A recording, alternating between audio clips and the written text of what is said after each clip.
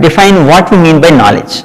Okay, in this particular talk, knowledge basically encompasses three things: practices, methods that are employed, and the principles that were discovered behind those methods. Broadly, we can split them into three parts.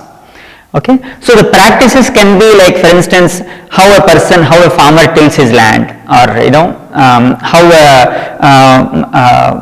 construction, how a building is constructed. That is the practice.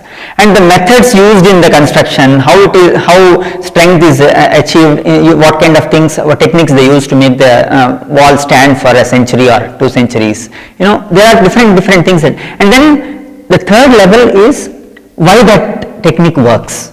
Okay, what is the principle at work behind the operation of the technique? So these are the three things, and the principles form your science, and the methods form the technology. That's what we in the modern parlance, and the practices are the actual engineering, what actually happens in the field.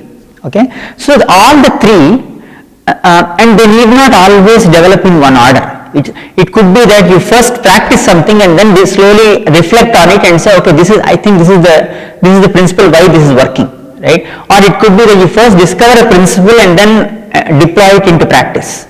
So the order can be in any way, but sum total of it is that these are the three basically components of what we call as knowledge.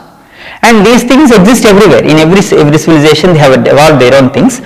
India also has evolved its own set of such principles, practices and methods.